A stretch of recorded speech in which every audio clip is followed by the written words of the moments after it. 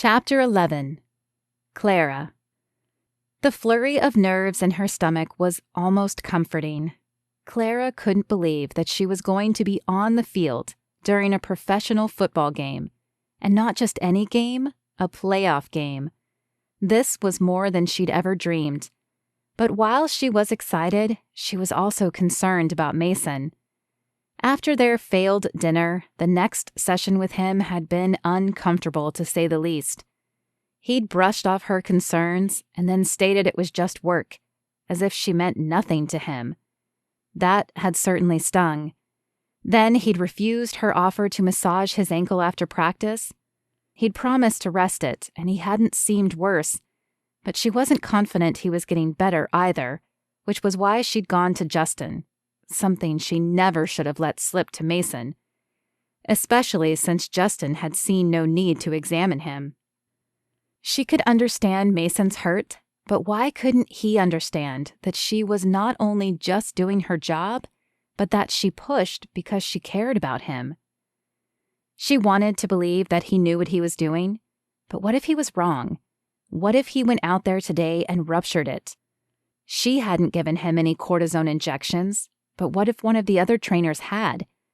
She'd documented her thoughts on the injury, but what if they hadn't checked, or Mason had convinced them she was wrong? Suddenly, she wasn't sure the anti-inflammatories she had brought for him were the best idea. Maybe she should ask Justin if he'd received anything else. Clara looked over to Justin, but he was engaged in what appeared to be a serious discussion with one of the coaches. Now was definitely not the time. Besides, he hadn't taken her concerns seriously when she'd approached him earlier in the week. Why would he now? "So, are you excited?" a voice to her right asked. She turned to see Davis, her fellow offensive trainer, setting up supplies at his makeshift station. It was weird traveling and not having her office to attend to the players in, but at least she didn't appear to be setting up her station wrong. It looked like Davis's. "I am. A little nervous, though." "Ah, you'll be fine. The guys love you." Davis smiled and leaned forward, lowering his voice as if sharing a secret. "Although I think they really just enjoy having a woman around." Clara felt her face flush. She had wondered the same thing. Though no one had blatantly hit on her, she'd felt lingering stares and smoldering glances from several of the players.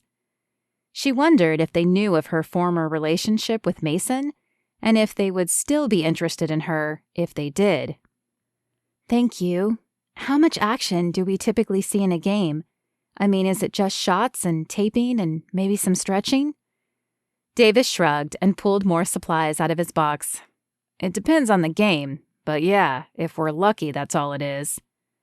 Just then, the noise increased tenfold as the players began filing in for pre-game preparations. It was a steady stream of cortisone shots, medical tape, and ibuprofen, at least until Mason came in. "How's the ankle feeling today?" Though she tried, she could not keep the concern out of her voice. "It's fine, never better." There was a clipped bravado to his voice that she wasn't used to hearing, and she wondered if it was for her benefit or the other players. "Right. Well, I'm going to check it anyway." She patted the pop-up cot they had set up. Things had been tense between them, but Achilles tendinitis, if that's what he had, was nothing to play around with. Unfortunately, he still hadn't let her order any tests.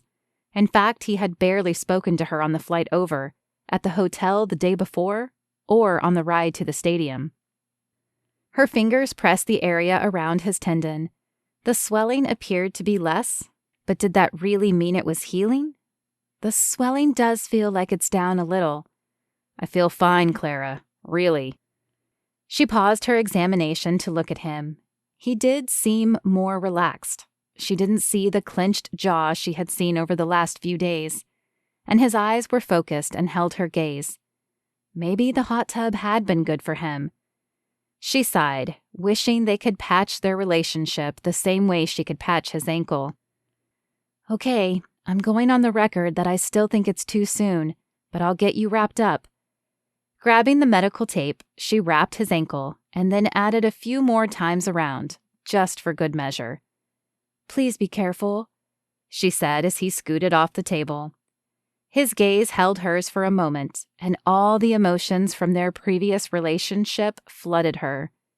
Though they were not alone, the world around them seemed to fade, and she could hear the pounding of her heart in her head. For a moment, the distrust and anger was gone from his eyes, and she wondered if he was feeling the same thing she was, this desire to try again. "I will," he said, and then he was gone. Clara leaned against the table and sighed as she waited for the next player. She wished she felt better about Mason playing.